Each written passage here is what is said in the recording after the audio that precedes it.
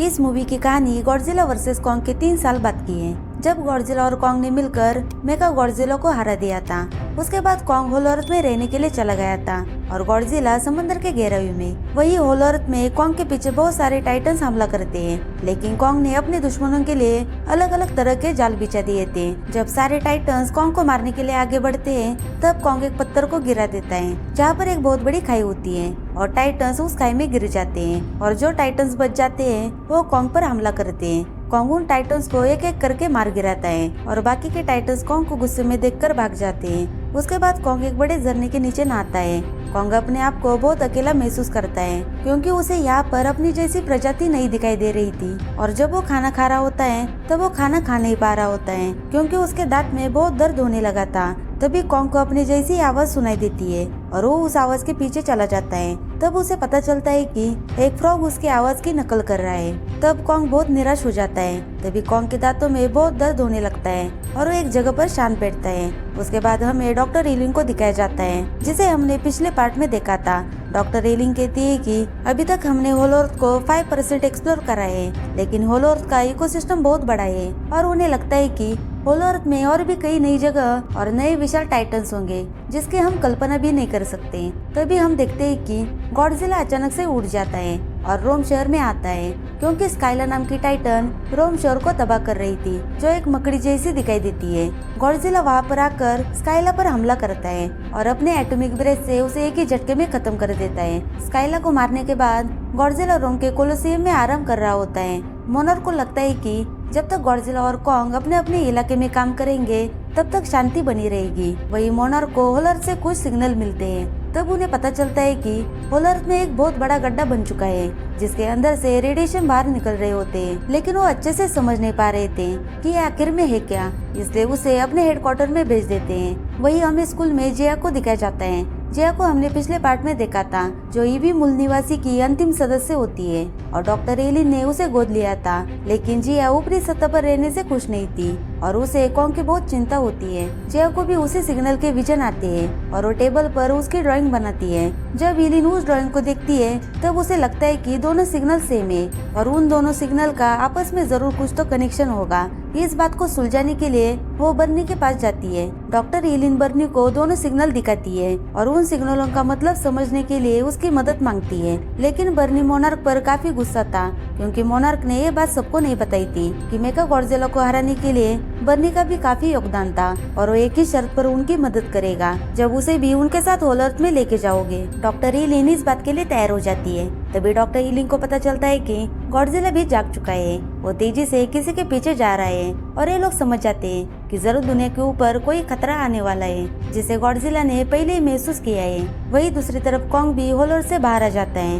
क्योंकि उसके दांतों का दर्द बढ़ चुका था और अब उसे एक डॉक्टर की जरूरत होती है। डॉक्टर एलिन और जिया उसे देखने के लिए वहाँ पर आते हैं। जिया कॉन्ग की बात समझ जाती है और वो डॉक्टर एलिन को बता देती है कि कॉन्ग अपने दांतों से परेशान है। तभी एलिन टाइटन्स का डॉक्टर ट्रैपर को बुलाती है। ट्रैपर कॉन्ग के दांत को एक रस्सी से बांध देता है और प्लेन की मदद से उस रस्सी को खींचकर कॉन्ग के दांत को निकाल देता है और उस दांत की जगह पर एक नकली दांत लगा देता है। उसके बाद बर्नी डॉक्टर एलिन को बताता है कि जो सिग्नल मिले थे वो मदद की पुकार है, यानी कि धरती के नीचे कुछ तो है जो हमसे मदद मांग रहा है। इस वजह से वो सभी होल अर्थ में जाने का फैसला करते हैं। उसके बाद वो अपनी टीम को लेकर कॉन्ग के साथ होल अर्थ में चले जाते हैं। वही दूसरी तरफ गॉडजिला फ्रांस में जाके एक न्यूक्लियर प्लांट पर हमला करता है और उस प्लांट का सारा रेडिएशन एब्जॉर्ब करता है। यहाँ पर पता चलता है कि गॉडजिला किसी खतरे से लड़ने की तैयारी कर रहा है, इसलिए वो रेडिएशन एब्जॉर्ब करके अपनी ताकत को बढ़ा रहा है। वही डॉक्टर एलिन और उनकी टीम होल अर्थ के आउटपोस्ट की जगह पर पहुंच जाते हैं। तभी वो देखते हैं कि उस जगह पर किसी टाइटन्स ने हमला करके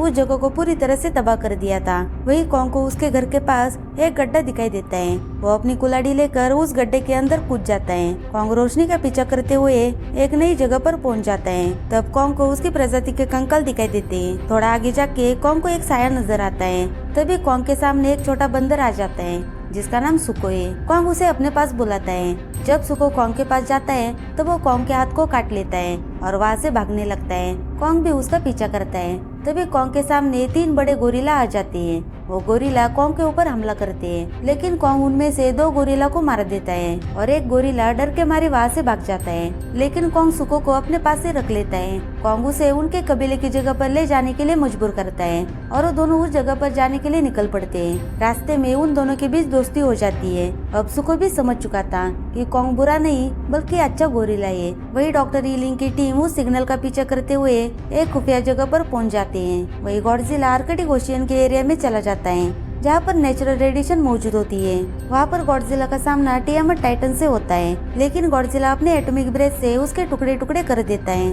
और समंदर में जाके पूरा रेडिएशन एब्जॉर्ब करता है। वही डॉक्टर ईलिंग की टीम को ये भी मूल निवासी आकर पकड़ लेते हैं और उन सबको उनके रानी के सामने लेकर जाते हैं। यानी कि जो ईवी कबीला था वो पूरी तरह से खत्म नहीं हुआ था। उनमें से मिलता जुलता और एक कबीला था जो तूफान के चपेट में से बच गया था। वो सभी एक दूसरे का दिमाग पढ़कर आपस में बात करते हैं। यहाँ पर ऊपरी सतह पर जाने के कई रास्ते भी बनवाए थे, जिसके अंदर जाने से अर्थ के किसी भी हिस्से में से निकल सकते हैं। उसके बाद जिया को रानी के पास लेके जाते हैं। तभी रानी उसका हाथ अपने हाथों में लेकर उसके अतीत को देखती है। तभी रानी को पता चलता है कि जिया उनके ही कबीले का हिस्सा है और जब उनका कबीला खत्म हुआ तब डॉक्टर ईलिन ने जिया को गोद लिया था। तभी रानी समझ जाती है कि ये लोग बुरे नहीं है और उन्हें छोड़ देने के लिए कहती है। तब रानी उन सबको कहती है कि आप जिस सिग्नल का पीछा करते हुए आए हो वो हमने गॉडजिला और जिया को भेजे थे और इन्हीं लोगों ने गॉडजिला को जगाया है। वहाँ पर डॉक्टर ईलिंग को एक इमेज भी दिखाई देती है जिस पर अतीत के बारे में लिखा हुआ था। इसमें कहा गया है कि शुरुआत में होल अर्थ और सतही दुनिया के बीच अमन कायम रहा। प्रकृति की हिफाजत का जिम्मा टाइटन्स ने लिया और महान वानरों ने इंसान का जिम्मा लिया, लेकिन एक ताकतवर और बेरहम वानर ने सतह की दुनिया पर कब्जा करने की कोशिश की। लेकिन गॉडजिला ने उनको हराकर होलो अर्थ के खोखली धरती के अंदर कैद कर दिया। लेकिन वो अभी भी सतह की दुनिया पर कब्जा करना चाहता है और यही दुनिया के लिए बहुत बड़ा खतरा है और ईवी के लोग उसे स्कारकिंग कहते हैं। वही दूसरी तरफ सुको कॉन्ग को लेकर एक गुफा के अंदर चला जाता है। वहाँ पर उसके प्रजाति के बंदर मौजूद होते हैं, लेकिन वो सभी गुलाम थे और मजदूरी कर रहे होते हैं। कॉन्ग देखता है कि जब एक बूढ़ा गोरिल्ला अच्छे से काम नहीं कर पा रहा तब उसे मारा पीटा जाता है।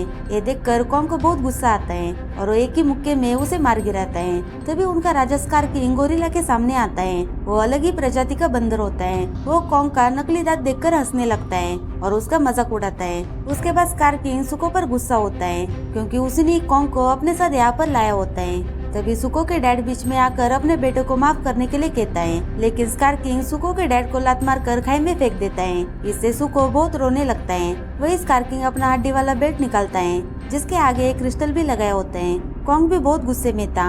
अब यहाँ पर दोनों में फाइट होने लगती है, लेकिन स्कारकिंग कॉन्ग के सामने नहीं टिक पाता। तभी वो बर्फीले टाइटन्स को बुलाता है जिसका नाम शिमो है। स्कारकिंग अपने क्रिस्टल से ही उस टाइटन को कंट्रोल करता था।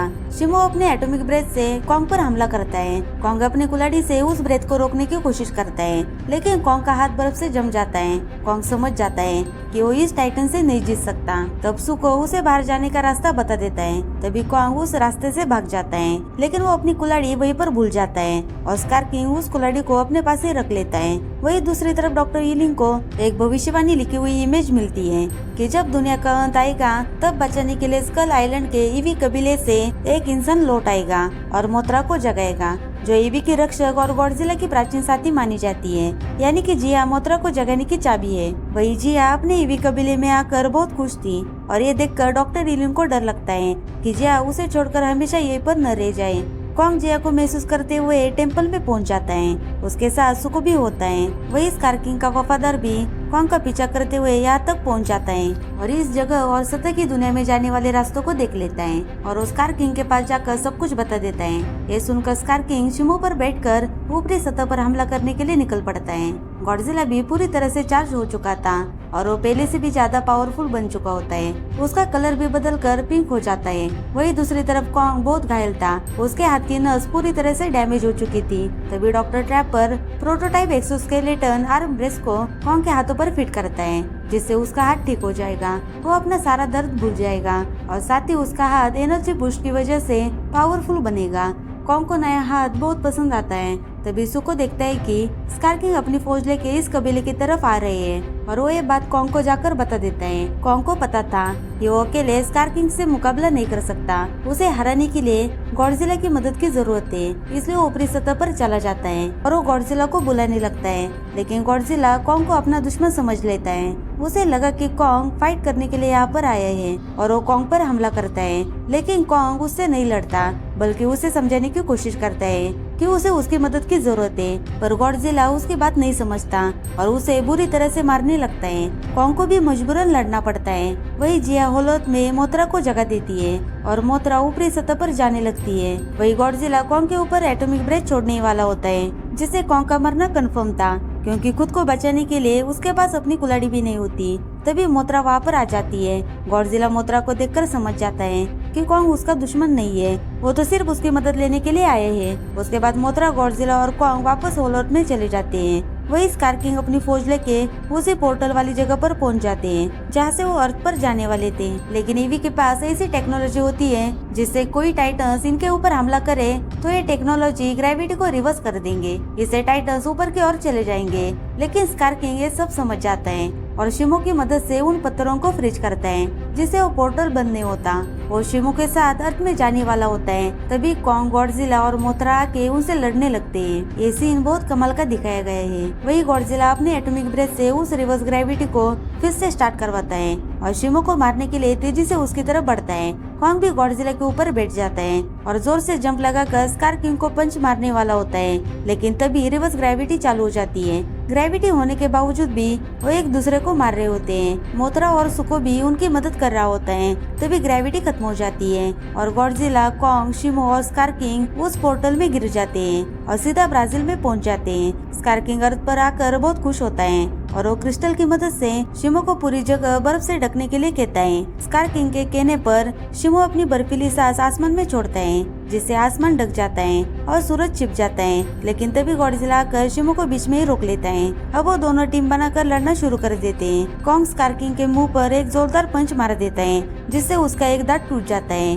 तभी शिमो आकर कॉन्ग को मारने लगता है। शिमो बहुत ताकतवर था, इसलिए उसे हराना काफी मुश्किल था। वो गॉडजिला और कॉन्ग के ऊपर भारी पड़ता है। लड़ाई के बीच में स्कार किंग के हाथों से वो क्रिस्टल गिर जाता है। कॉन्ग उस क्रिस्टल को तोड़ने के लिए उसकी तरफ भागता है, लेकिन स्कार किंग कॉन्ग को पकड़ लेता है। तभी सुको कॉन्ग की कुल्हाड़ी लेकर आता है और उस क्रिस्टल को तोड़ देता है, जिससे वहाँ पर बहुत बड़ा ब्लास्ट हो जाता है और वो सारे दूर जाकर गिर जाते हैं। वो क्रिस्टल टूटने की वजह से स्कार किंग शिमो को कंट्रोल नहीं कर पाता और अब टाइटन शिमो आजाद हो चुका था। उसके बाद स्कार किंग गुस्से से उठकर सुको को मारने की कोशिश करता है, लेकिन कॉन्ग आकर स्कार किंग को जोरदार पंच मार देता है और उसकी बुरी तरह से धुलाई करने लगता है। शिमो अपनी ब्रेथ से स्कार किंग को फ्रीज करवाता है और कॉन्ग उसे लगातार पंच मार के उसे पूरी तरह से खत्म कर देता है। उसके बाद गॉडजिला अपनी एटॉमिक ब्रेथ का यूज करके मौसम को फिर से पहले जैसा बना देता है। लड़ाई खत्म होने के बाद गॉडजिला आराम करने के लिए वापस कोलोसियम में लौट जाता है। उसके बाद जिया इलिन से मिलती है और अपनी माँ इलिन के साथ ही रहने का फैसला करती है।